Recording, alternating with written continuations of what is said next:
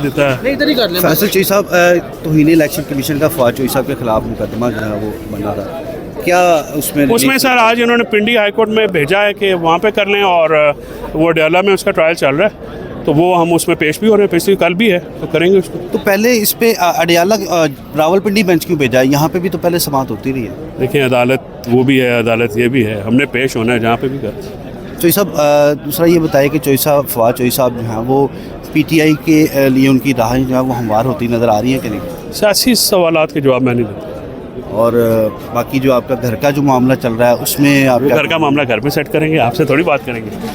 होता है कोई नहीं। शिबा चौधरी ने बकायदा आपसे मुतालिक लिखा कि वो आपके खिलाफ अदालत जाएंगी।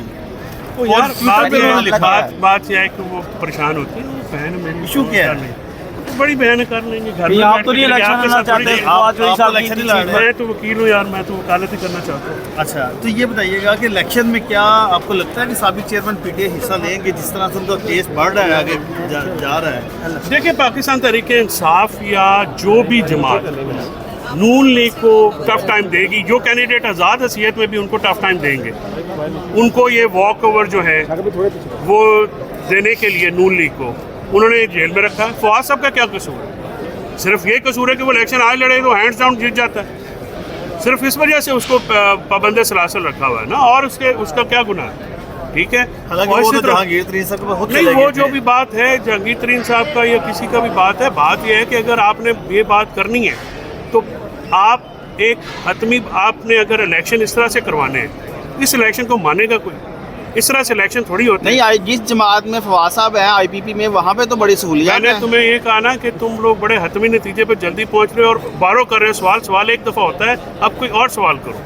ठीक है, मैं तुम्हारे सवालों का, मैं वैसे नॉर्मली आजकल मीडिया पे आता नहीं हूँ क्योंकि मुझे पता मेरा भाई जेल में, उसके सख्ती न शुरू हो जाए। फवाद चौधरी सुप्रीम कोर्ट के वकील हैं। फवाद चौधरी साहब सुप्रीम कोर्ट, हाँ सुप्रीम कोर्ट के वकील हैं, बार के मशहूर हैं। बार ने उनके लिए एक रेजोल्यूशन बड़ी सर लेट हुई है, देर से सवेरे आ गई ना। देखिए ये बातें कीड़े निकालने नहीं चाहिए। बार की मेहरबानी हम करते हैं, बार ने जिस तरह से पीछे से खड़ा हुआ है, बार हमारे साथ है, वो सुप्रीम कोर्ट का वकील है और उसके हकूक जो हैं वो मिलने चाहिए। ये आप सुप्रीम कोर्ट के फैसले से मुतमईन है इलेक्शन जो उन्होंने करवाने का और शेड्यूल? फिर देखिए इसके दो पहलू हैं। आप क्या दो पहलू हैं। इलेक्शन पाकिस्तान में होने चाहिए थे, पहले होने चाहिए थे।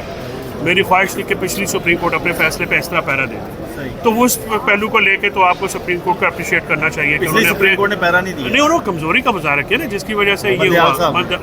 सर नहीं नाम लेते ना, कुछ इखलाकियात मैं सिर्फ ये बता रहा हूं, साबित सुप्रीम कोर्ट नहीं, सुप्रीम कोर्ट एक ही है, बेंच आते जाते रहते हैं, सुप्रीम कोर्ट एक ही है। आप कह रहे हैं दो सुप्रीम कोर्ट है।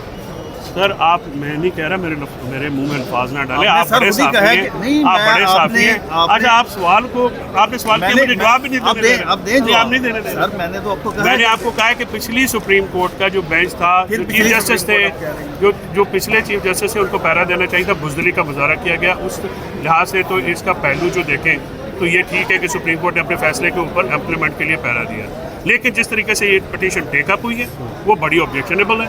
इस तरह से नहीं होना चाहिए। और जिस तरह के उस पिटीशनर को तौहीन अदालत का नोटिस दिया गया, इस तरह से तो सर इस तरह से तो हर बंदा, अगर हम कल पिटीशन फाइल करें, मुझे कंटेम्प्ट का नोटिस आ जाए, कोई साइलिन आए, ये काम कैसे चलेगा? ये बहुत ही ऑब्जेक्शनेबल बात है। बारों को अपना इसमें रोल अदा करना होगा, वकीलों को सियासी वाबस्तगियों से ऊपर उठ के इसका कुछ करना भी होगा, कुछ सोचना भी होगा। ये मामला टेकअप होना चाहिए। कंटेम्प्ट ऑफ कोर्ट, कोई भी पिटीशन दायर करने पे किस कानून के तहत जो है वो आप तौहीन अदालत का जो नोटिस दे रहे हैं, उसका तौहीन अदालत के, देखिए कोई भी अदालत जो है वो कानून के मुताबिक चलने की पाबंद, कानून के मुताबिक पिटीशन फाइल करने पे वो अदालत में आए, अदालत चाहती तो वो फैसला उनके खिलाफ भी दे सकती थी। और आरओज और डीसी के खिलाफ उनका एक ऑब्जेक्शन है, वो किसी भी पार्टी का हक है। वो आपका ये ऑब्जेक्शन है आरओज के खिलाफ, क्योंकि आपने भी तो इलेक्शन लड़ना है फवाद चौधरी साहब ने।